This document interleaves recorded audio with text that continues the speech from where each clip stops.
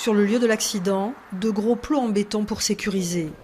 Il y a presque un an, jour pour jour, un poids lourd espagnol en provenance de la frontière ratait son virage et finissait sa course dans le gave d'Aspe. Bilan, un mort et une pollution au chloride de sodium et aux hydrocarbures. Aujourd'hui, les élus profitent du G7 et de ses répercussions sur la RN 134 pour alerter les pouvoirs publics sur la dangerosité de cet axe. Et pourquoi justement cette date du 26 août? C'est que justement l'État, dans le cadre du G7 à Biarritz, interdit aujourd'hui de 11h à 18h la circulation des matières dangereuses de classe 1 et les transports de marchandises de plus de 19 tonnes sur cet axe. Et alors nous, le reste du temps? Sur site, nous avons constaté que cet arrêté ministériel était loin d'être respecté. Et pour certains élus, il est urgent de sécuriser la RN 134 en Vallée d'Aspe.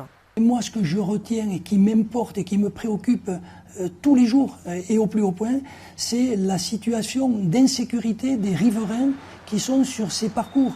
Je sais bien qu'aujourd'hui, il y a des voix qui s'élèvent pour dire si demain on améliore cette RN 134, ça veut dire qu'on va fluidifier le trafic et on va certainement générer encore plus de flux de camions. Peut-être, pas évident non plus. Un avis pas forcément partagé par des maires de la vallée qui voudraient voir les matières dangereuses sur le rail. Mais ce soir, l'heure sera à la concorde, unis pour alerter sur la dangerosité de cet axe européen.